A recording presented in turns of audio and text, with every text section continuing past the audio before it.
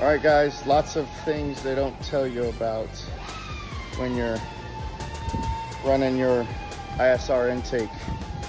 It's a pain in the ass. I'll show you. The IAC valve moves from the backside of the engine to underneath the intake, midpoint of the engine, between runners 3 and 4. Had to modify all that. The IAC hose is now going to run over by the thermostat housing, lower radiator hose. This is going to run to my charge pipe for my intake. This is going to run to my valve cover. Still got other ones to run. One that's running to my valve cover. The IAC hose is going to run right here to this top one. The other IAC hoses I'm going to run right here. I pulled the bung out of the block. Got pipes. That way I could run my cooler hose to my turbo. And I still got a bung on the end for my hose to my heater core. The other heater core. I'm going to move this back right about there.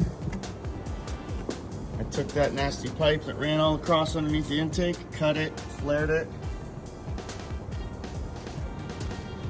I'm gonna run a piece of hose right there to that. Come off, go to this. My heater core will be tied up. My intercool or my intake was hitting where my oil filter housing was bolted on. And I had the cooler up top. Was hitting, so I made this stupid little plate just temporary until I could get my kit in. The intake was still hitting. See that mark? Wouldn't go on, so I had to get rid of it completely. Problem with this is the bung that's on the block is not threaded on the outside because it just slides into that piece and then that piece bolts on. Had to get a bung made. I couldn't find one. Got a bung made. Now I have this bolted on. I'll run this to my oil cooler. It's not here yet. And then I'll run it to my filter where I'm gonna mount somewhere. And then I'll run that back. So a few things that are pretty difficult that they don't tell you about, but it's coming along. I'll run my fuel pressure regulator, waiting on the gauge to get here. The gauge will bolt in right there. Probably gonna bolt it up, run it straight down to the fuel filter, over to the fuel rail. And it's fun. It's fun. Lots of figuring out that they don't tell you about.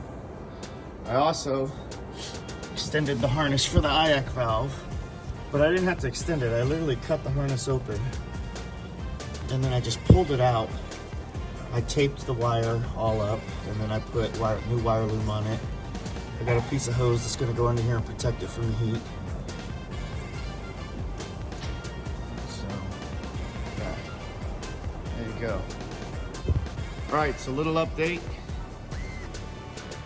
The oil pressure sensor was down here. It came out of this harness and it came over, I don't know, 6-8 inches. I cut it all the way out, all the way up to right here. Now I have it so I can relocate my oil filter instead of my oil pressure sensor. Got that done. Got the harness separated because these two were together and it was just prying too much. I ran underneath of the lower radiator hose, right? Just to give me a little more room. Got everything sorted here. I've got the 3/4 hose on here. Now I just got to get the other piece to run from right here to the fitting that I made to over to here. Just got to make one more fitting. I'll throw it in there, throw a hose clamp on it, and we'll be done. I'll throw the intake on next. So hopefully this might help some of y'all. I don't know. Next, I'll be test fitting. I'll get a video of that.